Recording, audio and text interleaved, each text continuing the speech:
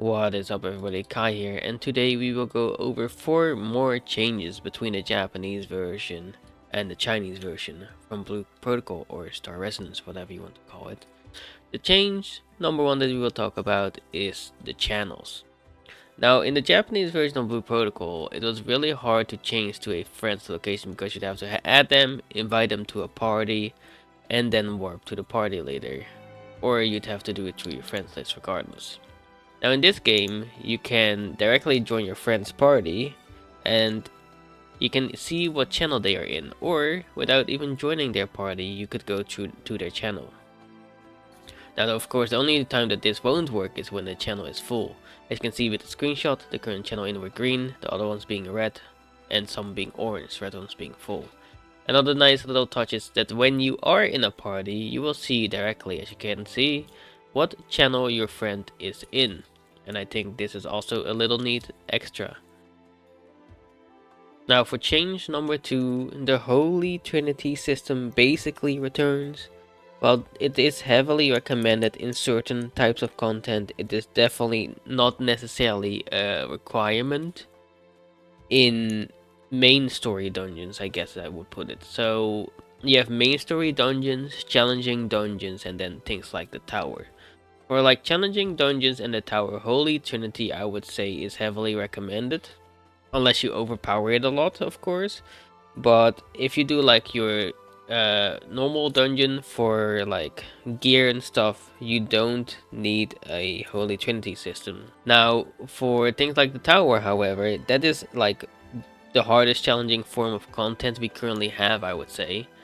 It would be heavily recommended, meaning, I think without it you won't make it very far. Rather, you can still do some of it, but you won't make it as far as you would with like the Holy Trinity system.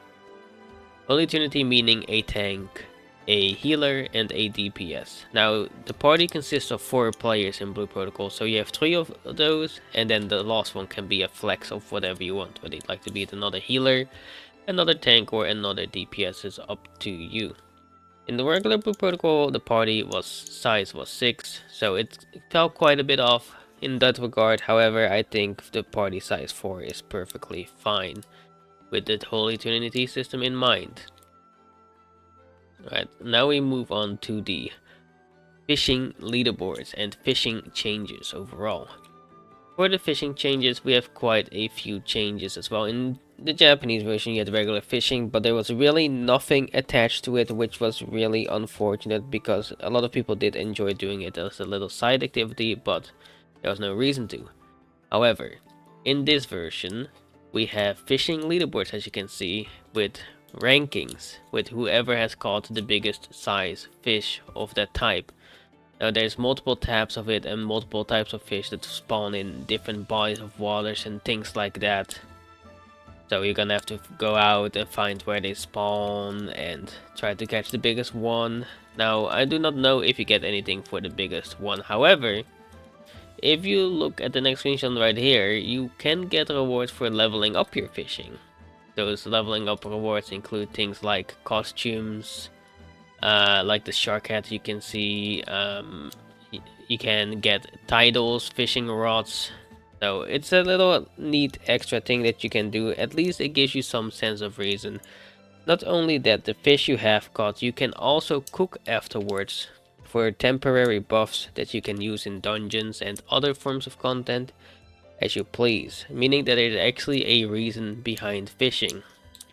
On top of that, I would like to add that they mentioned in their closing letter that there's gonna be more life skills in the future, that we will see how that affects fishing as well. Last but not least, we have the monster encyclopedia, like the Pokédex I like to call it.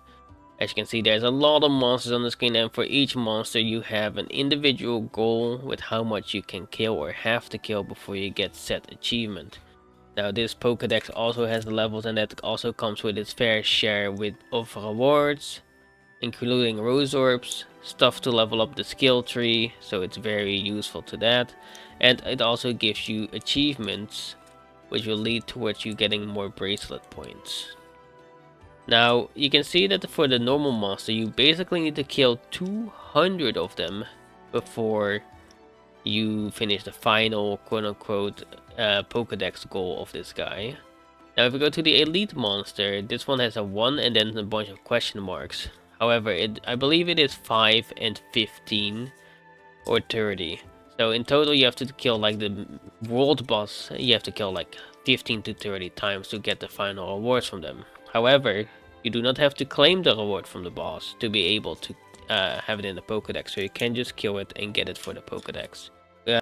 I think it is a little nice addition as well. It's another thing that will kill time for a long time, because the world bosses are not easy to kill and you definitely need a group for those, so it's a very nice extra grind point to like for the end game in a sense, and it actually gives you some good rewards as well. So I think this is definitely worth doing it, so it's definitely a nice addition. Now with that being said, it's a little shorter video this time.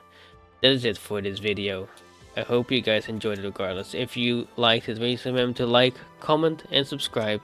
Next video will probably be a raid video, then after that another dungeon video. We are uploading once a week at the moment, with no content of course, because the beta has ended quite a while ago. We are waiting for the next announcement regarding the game, and as soon as that happens I will let you guys know.